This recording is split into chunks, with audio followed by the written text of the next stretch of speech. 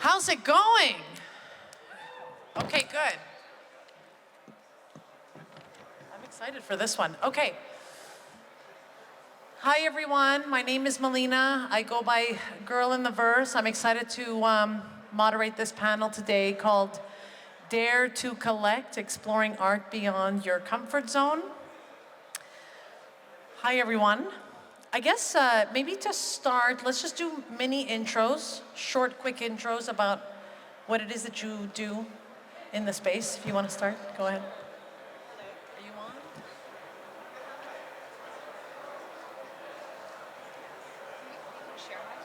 No, hello? Yeah, you're good. Yes, hi, sorry. My name is Elena. I'm working now as a head of partnerships at LiveArt, which is a Web3 platform for art.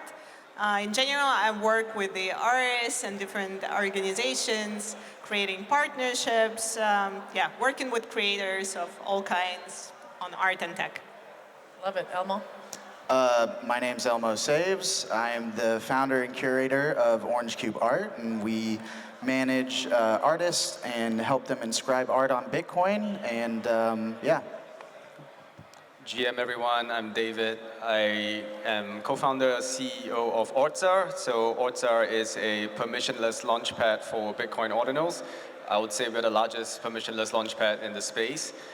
We also built Odin Swap, which is an AMM swap for runes, and more interesting things are coming in December, so you gotta stay tuned.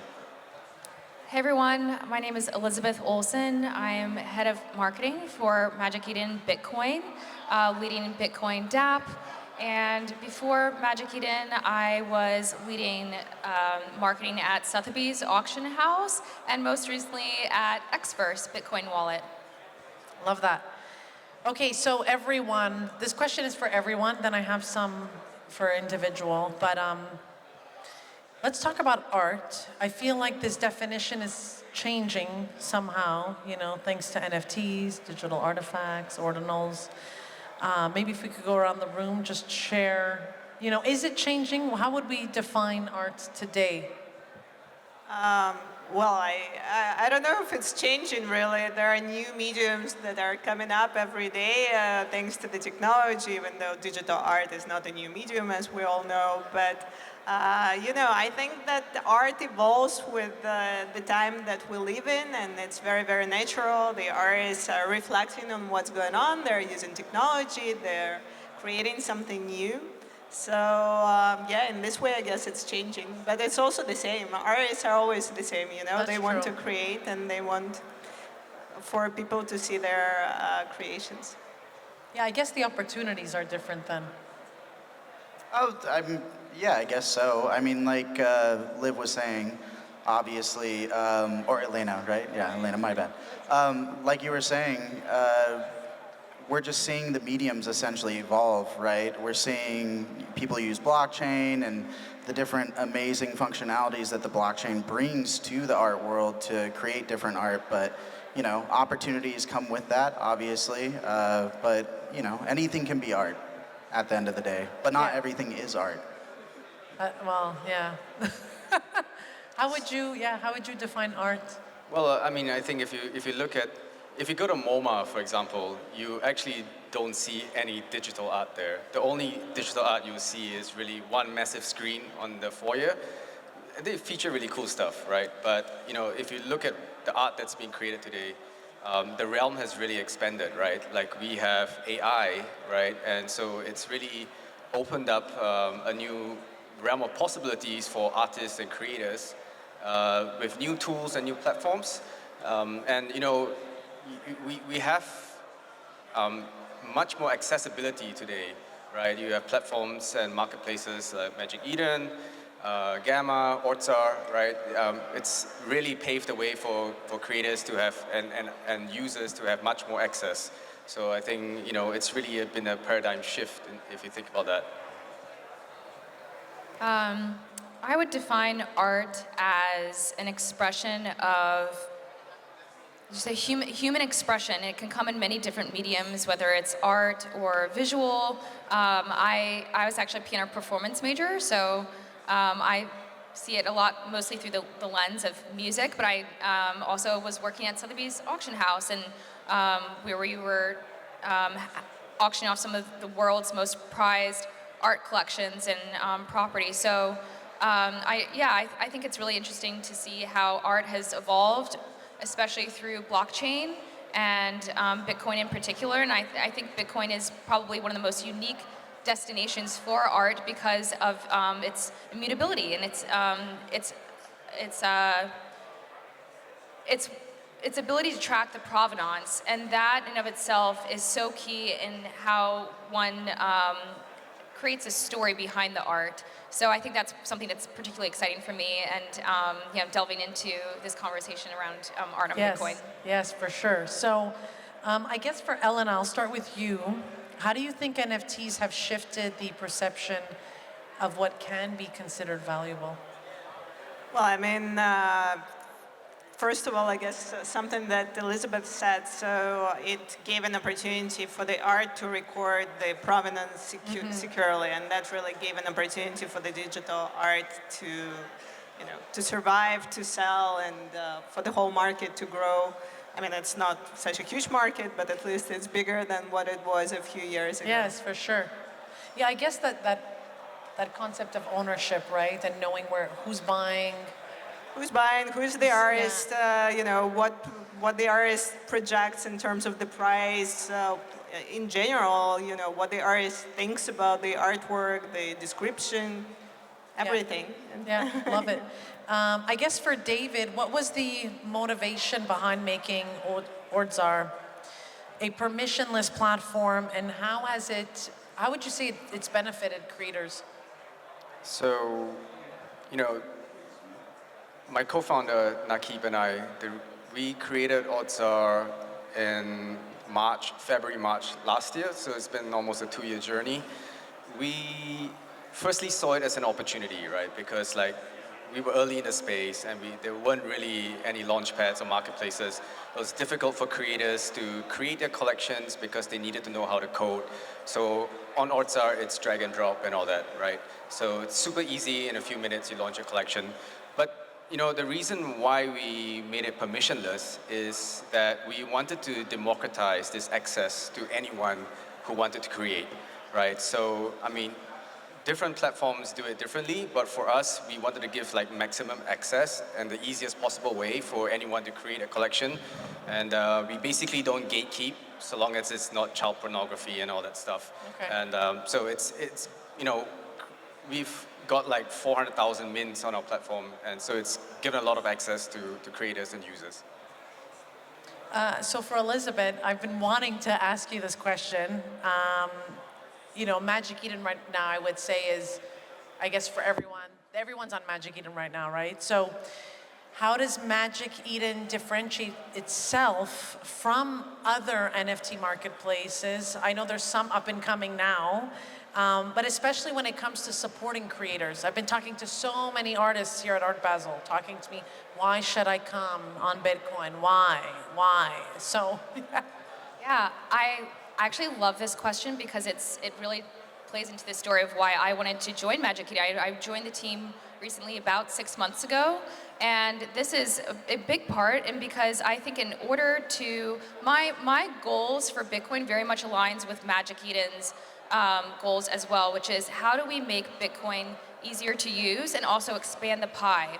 And for myself, as a marketing person, I believed in order to expand the pie, we need to look at other chains and what they're doing, and how do we get those users to Bitcoin. Because I do think Bitcoin has a lot more friction than other chains. So I think a lot of the other chains perhaps are better at bringing on users more at upper funnel. And so once those users are into the ecosystem, then how do we get them to Bitcoin? So I think it's part of the user journey. They're not necessarily just coming from Bitcoin straight into diving into ordinals and runes, meme coins and NFTs essentially. They're probably coming from other chains. A lot of people who are here in our Bitcoin Season 2 ecosystem are coming from Solana, coming from Ethereum, and I'm so excited that Magic Eden is doing a fantastic job of expanding to other chains very rapidly. We're also adopting a token. We're also doing a lot of different things across the ecosystem to enable more people to become to come on chain and essentially evolving to a super dApp, kind of like an on-chain Binance. So that to me is super bullish. It's really bullish for Bitcoin in particular, because this is where so much of our time and resources go into. And so I really see this as a company that really puts Bitcoin, elevates Bitcoin, and is expanding the user base for everyone. Love it. For Elmo, what inspired the creation of Orange Cube, and what was the biggest challenges you would say you faced in digitizing and preserving these historical artifacts? Well, I mean, Orange Cube, I've always had a passion for art, and I've always wanted to integrate that some way with Web3, right? And I've worked in the industry for quite some time now, but I feel like every platform or company that I worked for just kind of fell short and on so many different levels, and I had my own vision on how I wanted to carry it out. And so I saw what was happening on Bitcoin, and my friend Bless, a great artist within this space that we've worked with, he was very adamant about me checking out Orange Cube, right? So, Bitcoin. But yeah, after I explored the space for a minute, I figured it would be a perfect time for me to kind of, try my hand at creating my own version of a gallery and try to bring work to Bitcoin from artists that were getting unnoticed in other blockchains, right? But we're producing sound work with deep conceptual meaning and groundbreaking artistry or tech that they were using, with that work. And, I just went with it, right? I just dove headfirst into it. And I'd say our biggest hurdle that we had to overcome with launching Orange Cube on Bitcoin is obviously the inscription process, right? There's a lot of, file size constraints and whatnot that come with inscribing artwork on Bitcoin. But I think at the end of the day, those challenges just push people to create, really creative solutions, right? And so, although it is challenging, it's incredibly fun. And that's one of the reasons why I'll always be in love with Bitcoin and what's happening here on the Bitcoin art space specifically. Yeah, I said this yesterday. I said, everyone, when I got into crypto, everyone was like, that's the boring coin. That's the daddy coin. You don't want to do anything there. And look how far we've got, right? So much. Amazing. A really nice name for the project. Yes. Yeah, I'm glad you picked up on it. Okay, so I do have this question, because we talk about art, we're talking about Bitcoin. There's obviously this buzzword that we hear a lot, community. How important is community in shaping this future of digital art on Bitcoin? I'm thinking of Magic Eden. You guys have this incredible community, I don't know if you want to expand on that, because community is everything now. We're building an army. No, but definitely if you're interested in joining ME Clubhouse, feel free to hit me up after the panel. But no, I think community is so essential to shaping the Web3 ecosystem. And I think one thing, again, that I really like about Magic Eden is that we do support all chains, all assets. This is the direction that we're taking. And we're building a way to support these different communities. I think, it's like there's a body of the ecosystem, and we all have to work together to survive and to make it thrive. And I think that's what we all have to achieve. Even just yesterday with Bitcoin hitting 100K, it's thanks to the builders and the investors and people who had conviction in Bitcoin since the beginning and held. And even when it wasn't easy, even when it wasn't the popular thing, even when people would, we'd be talking to people at parties and they'd be like, are you crazy? Yeah. And here we are, Bitcoin just hit 100K, and it's thanks to the communities that made that happen. And I think that's something that Magic Eden sees and recognizes, and something that we want to support. And I think it is really exciting to be able to support that, especially from the infrastructure side.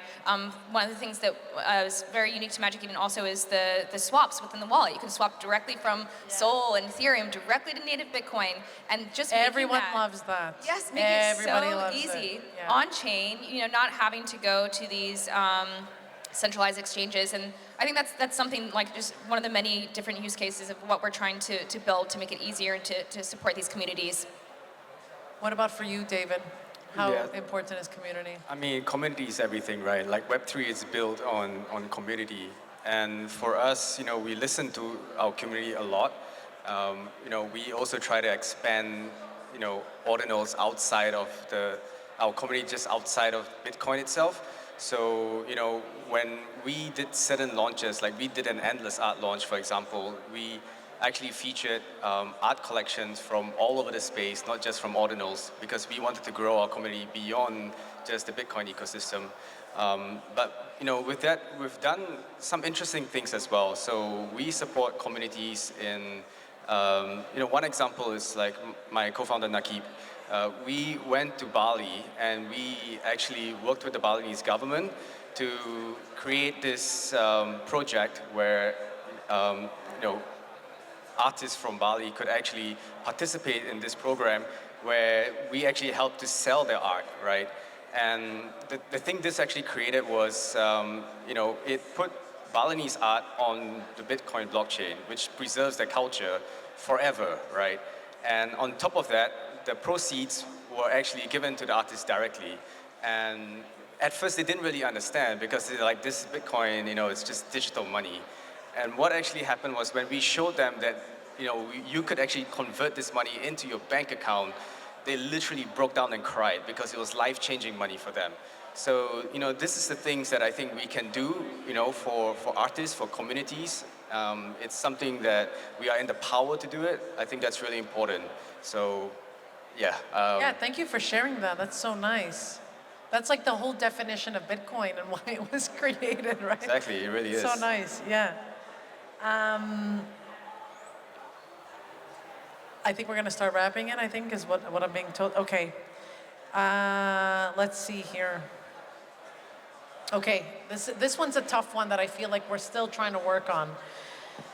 There's often this tension between the artistic value and then the price go up, right? That's what everybody's thinking about all the time. How do we try to change that now? Can we? I Can we, Elmo? don't think so necessarily, right? I mean, like the whole idea of putting art on, these underlying speculative assets kind of, drive hyper liquidity and speculation to the art market specifically, right? And I think to some people that's a value prop, and to others that can be a downside, right? But I don't know if you can separate the two, unfortunately. I mean, we tried on other chains, but that's still not working. I don't know. What do you guys think? I mean, I think that just like for any other art, the buyer actually decides, sort of The buyer on the decides price. the price, So yeah. the market decides on the price, and if there is a certain demand for something, the price goes up. Oh, that's natural, development of the things, really.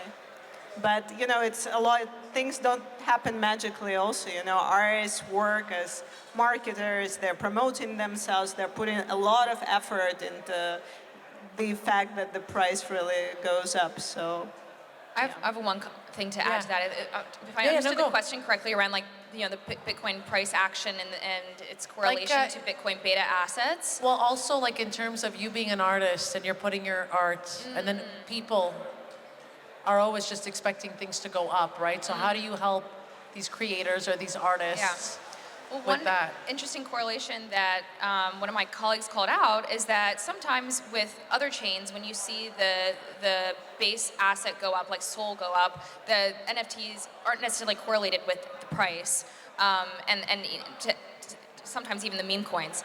But I don't think that's the case this year. But yeah, sometimes the price isn't always correlated.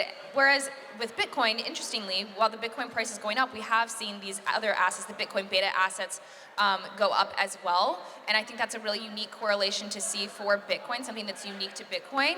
And that is quite bullish for artists who are putting their life's work on this chain and investing their time and resources there. So I think that it is interesting to see that correlation with the price action. Okay, I guess maybe for everyone, just to end this here, what's to come? Like, what's next? I don't know. Like, we're ending the year now, but what do you see for 2025? I mean, I have a positive outlook for 2025. good. I'm really hoping to see more great art, you know, and there are so many artists out there, but with proper curation. I'm also coming a little bit from curating background. I think you can find real great artists. So I'm looking forward to seeing more beautiful art. For you, Elmo? We got a couple releases coming up scheduled that you'll probably see within the first 2 months of next year. If you guys want whitelist for it, or as we call it, the orange list, you can either hit me up or Griffin. He's right there in the audience. Awesome. But yeah, we're going to be previewing some of those releases tonight here at this venue on the big screen. So that'll be exciting, and hopefully just continue to bring the best art to Bitcoin. For you, Yep, David? 2025. So I think we're already starting to see art is making a comeback, right? And we're seeing the inklings of that in the NFT space, where some of the blue chips, Fidenzas, they've gone up 100% in the last week. So I think that's really positive. I think it's going to rotate into ordinals very quickly as well. But for Ordzaar, we're just building like crazy. We're doing a pump.fun on Bitcoin L1. It's already on testnet. I'm chasing a team to do it before Christmas. I don't know if that's going to come out, but that's the next most exciting thing that we're doing. Yeah. Awesome. We'll have to stay tuned. And for you, Elizabeth, we've got so much going on this week. Yes, well, obviously everyone, TGE, December 10th, Christmas or whatever holiday you're celebrating in December is coming early. So yeah, be prepared with your Magic Eden wallet. It's exclusively claimable in Magic Eden wallet. And yeah, I think we're also really excited to welcome everybody, the whole community, after Arthur's crazy after party tonight, if you're still alive, to come bring your hungover self to the villa. We'd love to host you for a nice chill pizza party and pool party. Bring your swimsuit. We're gonna have fun and celebrate Bitcoin all-time high. I love it. Thank you guys so much. Thank you. Thanks for having me.